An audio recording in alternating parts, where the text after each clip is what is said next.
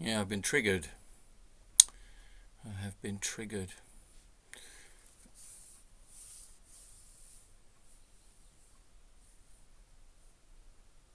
I hear the sentence, we are a basically vibration, a bundle of vibration. And that is the sentence that triggers me. Because I don't know how to identify with that. It doesn't match my sense of self. I cannot see how even the physical manifestation that I find myself within and have to accept as being identified with is nothing but, and there's the real thing, a bundle of vibration. So I will have to take it as an analogy. But when the vibration as a concept is used as a factual, scientific issue, which is measured, we're dealing with something that is measured according to what has been determined as being set as a unit of time, i.e. the second, which then goes into the minute, which goes into the hour, which goes into the day, which goes into the week, which goes into the irregular months, and the years that are made up of so and so many days. So therein we have frequency, and we have vibration. Okay, so leaving aside the frequency and the vibration, when it comes to identifying myself, I struggle. On the one hand, accepting the statement of fact. On the other hand, accepting the analogy. And I have often found myself responding to this type of statement or claim that that vibration is a manifestation of movement. It is movement, and where there is movement, there is either an inanimate causality, i.e. something of a density like a rock that has been held onto by some soil at the top of a cliff, is no longer able to be held up by the soil, so rolls down the cliffside until it comes to rest. And so there was some movement. That is an inanimate situation, let's call it. But where there is vibration with continuity, I somehow have to look towards there being an intention. If somebody is stirring, or if stirring is going on, somebody is stirring. And I come to the question of who is stirring. And that I cannot answer. And even though I've recently very happily bought a tubular bell that rings beautifully to the frequency of 432 hertz per second, I stand in front of it and listen to it with a degree of wonder and mystery and gratitude, because it does something.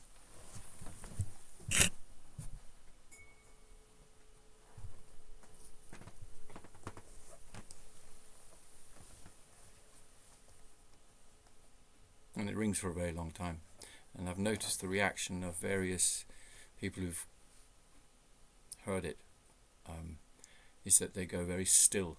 And what I can observe is that the tone somehow seems to enter quite deeply into their soul, and it feels almost like a physical entering. It's a bit like the saber swallower or sword swallower of the old sort of fairground, you know, the one who could take a sword right down into their gullet. And this tone seems to go right down, and it goes through our throat right down. Now, of course it doesn't, it's just ringing through, but that somehow seems to be the response. I can't claim that as being a truth in any way. It's an observation. It's the nearest I can get to a precise formulation of what the experience is. So I will claim nothing, and I will certainly not say that we are a bundle of vibration. And then I come to the next trigger, which is that there seems to be a great deal of focus these days on the notion of self-love, loving yourself. And the first thing I'm going to put against that is I'm going to ask, what is the opposite of self-love? Well, it's self-hate. And I go, no, yes, no. What is the object of love? Usually, when I really experience love, it's not because I encounter myself. It's usually because I encounter something else. I encounter something that seems to do something that has an effect on me. I'm touched by it, and somehow I experience myself differently than I did before. It enriches my world, it enriches my life. And so my love usually goes towards something that has revealed itself to me. That is why we have hobbies. I've been a bird watcher since the age of 12, and I can truly say I love birds. They are still a mystery to me, and yet the love that I had when I first started has not diminished. It has changed. I've become more skillful in my observation. I've become more used to certain birds, but I actually can remember the feeling of wonder and love that I had for the plumages, the way of flying, the song, the behavior, the character. And much as all ornithologists go into all these different aspects of the bird world, the thing that they probably give least expression to is the depth of love they actually experience for that aspect of nature. That's just one thing. I'm also a musician, and I love music. I love human beings. I am frustrated with myself. Often I have had to recognize that I have failings, that I have imperfections, that I have a long way to go, and that I may not even get where I would love to get in terms of my skills and capacities and abilities as a human being. And I feel that what that calls for is a degree of tolerance and self-acceptance. And I would say self-acceptance that's necessary. But if I come back to the word self-love and I ask again, what is the opposite? Isn't it love of the other? Love of myself? Love of the other? Because the ultimate polarity is my sense of self. over and against the rest of the world. Now, I have a unique sense of self. And the people who talk about vibration very quickly bring in the notion of plasma, which is this universal energy that we all have. Now, the interesting thing about the plasma in regard to our sense of self is that we have, and it's even bound up with bacteria, which are subatomic, according to the book by Robert Temple, The New Science of Heaven. We have about a 6-foot radius of a sphere around us, which bears our own unique imprint. It is unique to us. We have our own plasmic sphere around us. We are little bubbles of plasma, you could say. Even the Earth itself has a large area of plasma surrounding the atmosphere. But the interesting thing is that this notion of we are just bundles of air, of vibration, is quite different to we are in possession of spheres of plasma that surrounds us, that is as individual as is our fingerprint or our iris. That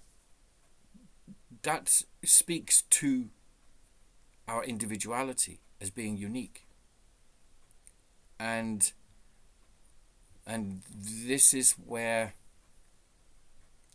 if I'm told that I'm just a bundle of vibration and everything is just vibration, the sense of self, the sense of being, has somehow got diffuse.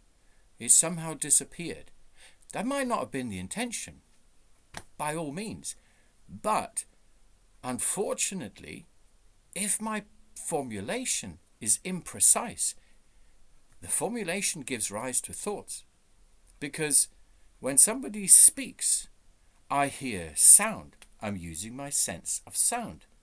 I hear words, the words of structure. I'm in my sense of speech. In the same way as if I hear another language, I can hear that there's speech going on, but I still don't understand it. So now I have to go into the sense of thought. Now I can grasp the thought within the speech. Okay, so if this thought is everything is vibration and we are just bundles of vibration, the formulation gives rise to the notion that there is no distinction. But that is in stark opposition and in contradiction to my experience of being a unique individual amongst unique individuals.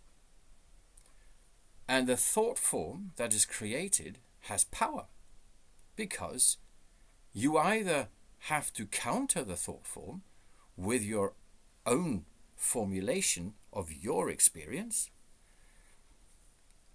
or you give into it. If you give into it, you become its slave.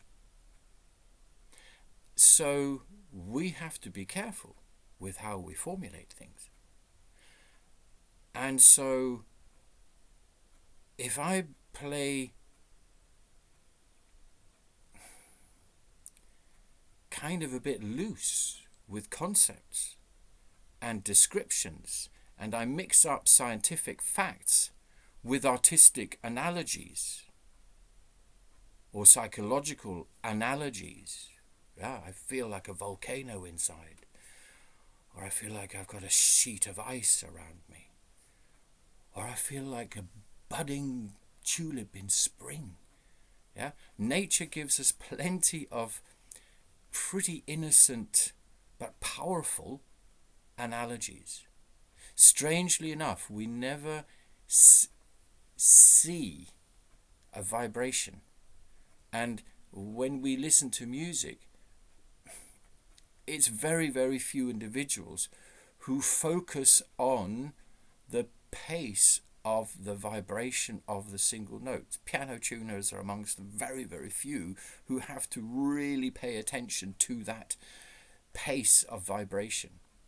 Conductors, musicians, when they perform, they have to have a sense of tempo, because the sense of tempo has an effect on the listening soul. It either allows the soul to receive the music, and for them to enter into the music. There's a symbiosis going on, or it basically grabs them and hurtles them down a mountainside. And most might possibly want to just extricate themselves from that, stand back and let it all pass. And let's go, wow, wasn't that amazing? But actually, did they enter into it? In many cases, perhaps not. So, how to communicate with your audience through the way you deal with the element of time, and time actually is the medium in which the vibration occurs. Yeah? It's in time. We are in the mystery of time. And of course, in our lifetime, we are subject to that mystery. We are in that. We unfold in time. But to simply then say we are that in which we unfold, we are just vibration, because what is vibration in the end? And that is where I have to go, who is vibration? In the same way as I have to say, well, if there's a plasma cloud around every individual, does that take away the necessity to ask the question, who are you? Does it make any difference that there's a plasma cloud around each individual? No, it belongs to that being. And it is the being that is important. It is the being that reveals itself to me and that I possibly can fall in love with. And the more I practice falling in love, the more I get revelation, actually. But there's something else that happens as well, because the interest that I show may also affect the other individual, may have an effect. It may release something, it may do something in the other person, which I have no control over, and which I try to manipulate at my own and at the other person's detriment, peril. It is not advised. Let it be. So I come back to self-love. Love yourself. Is that the right? Is it the appropriate formulation? And I say, no, it isn't. It's a short circuit. It's a cul-de-sac. It doesn't lead anywhere, because I cannot respond to my self-love in the same way as I can respond to another person who suddenly opens themselves to me with a loving interest. There's no comparison. There is no comparison. It is my duty to scrutinize myself. It is my duty to see where I'm at, where I fall short, and perhaps where I've done something good. And if I've done something benevolent, good. Let it lead to more such acts. But that's it. It's got nothing to do with self-love. I can't just suddenly self-love myself because I've done something good, in the same way as I don't suddenly just love somebody else because they've done something good. It's a unique moment. It's something special. So to use the word love in relation to self is actually to degrade the word itself. And so I say again, love is something you have for the other. And yes, you can practice it. You can practice it. You can even love your enemy. It takes quite a lot. It's not always that successful, but it makes a difference if the attempt is made. And of course, I have to come to Christ's commandment, who says, love one another as I have loved you. I don't think that's a bad commandment. It leaves us free. It's more of an encouragement. It's more of a statement. Do you know what? I did it. It's really not that hard. And if you do, you will have community. And that's the thing that we are actually really suffering the lack of community. And how can mere love of self, of looking at myself as mere vibration that needs to go to a safe space and bliss out,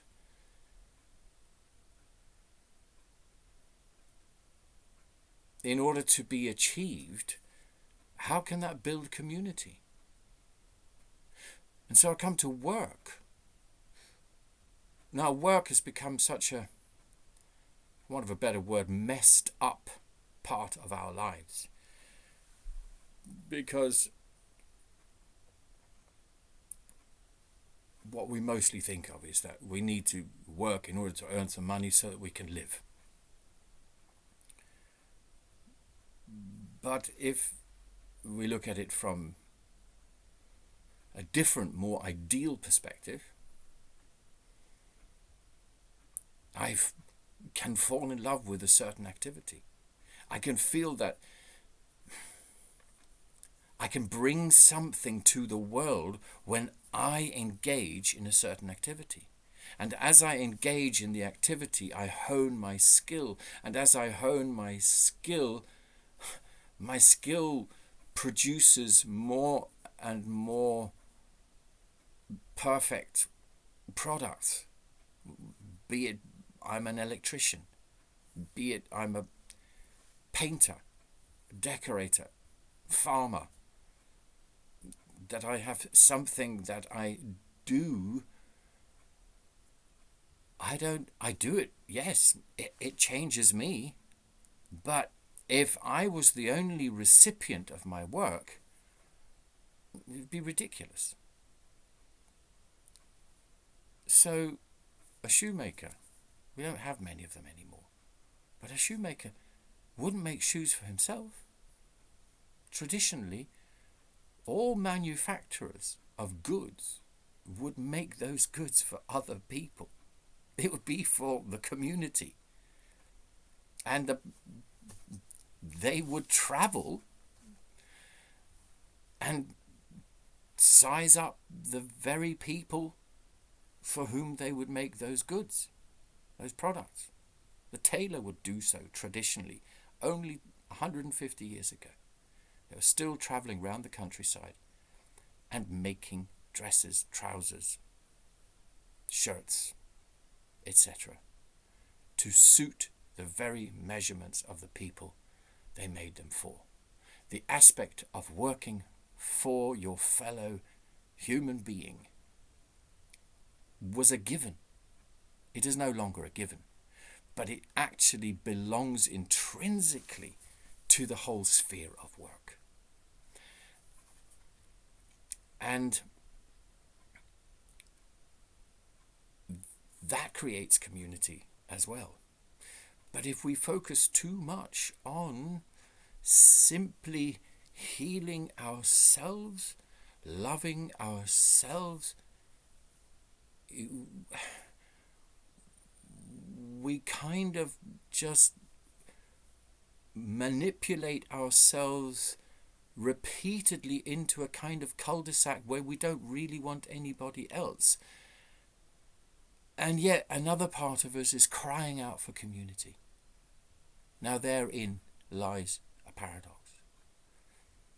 Of course, we have to look after ourselves.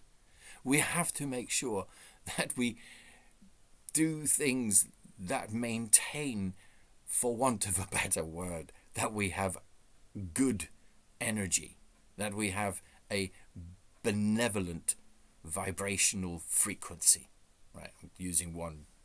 I haven't distinguished between frequency and vibration and energy here particularly, because I don't want to really get into the scientific aspect of it.